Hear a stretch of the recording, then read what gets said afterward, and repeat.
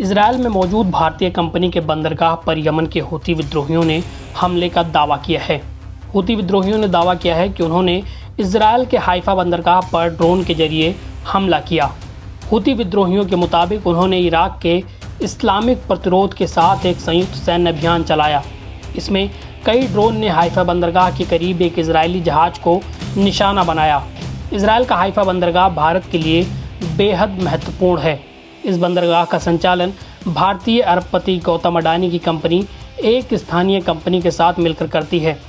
Israel के 6 बंदरगाह हैं, जिनमें से हाइफा सबसे बड़ा है। न्यूज़ एजेंसी रॉयटर्स की रिपोर्ट के मुताबिक ये इसराइल के सबसे प्रमुख बंदरगाहों में से एक है, जहां लगभग 99% सामान समुद्र के रास्ते आता जाता है। पिछले साल जनवरी में 4 अरब शेकेल लगभग $1 अरब में इसे खरीदा गया था। ईरान के समर्थन वाले हूती लड़ाकों के प्रवक्ता याह्या सारी ने बुधवार को टीवी पर एक बयान में हमले के बारे में बताया। उसने कहा कि पुर्तगाली झंडे वाले कंटेनर जहाज MSC मंजानिलो को निशाना बनाया गया। इसराइल ने हालांकि हूतियों के हमले से इनकार किया है। इजरायली सेना के प्रवक्ता ने कहा कि आर्मी को ऐसी किसी भी घटना की जानकारी नहीं है। हाइफा बंदरगाह पर किसी असामान्य चीज का कोई संकेत नहीं है। इसराइल की ओर से गाजा पर हमले के विरोध में हूतियों ने पिछले साल नवंबर से ही हमला शुरू कर दिया है। उसका कहना है कि यह हमले गाजा में फिलिस्तीनियों के साथ एकजुटता दिखाने के लिए हैं। नवंबर में हूती विद्रोहियों ने लाल सागर में शिपिंग लेन पर ड्रोन और मिसाइल से हमला किया था।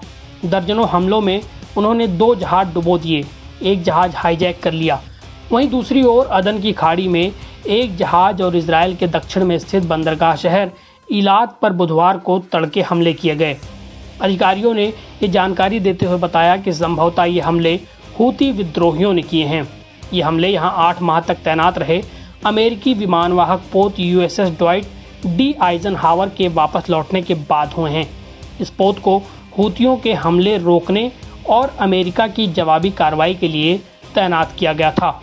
हूतियों के हमलों की वजह से एशियाई, मध्य पूर्व और यूरोपीय बाजारों के लिए महत्वपूर्ण मार्ग से जहाज़ों की आवाजाही काफ़ी हद तक कम हो गई है।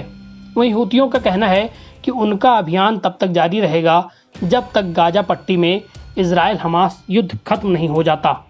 NBT ऑनलाइन की रिपोर्ट।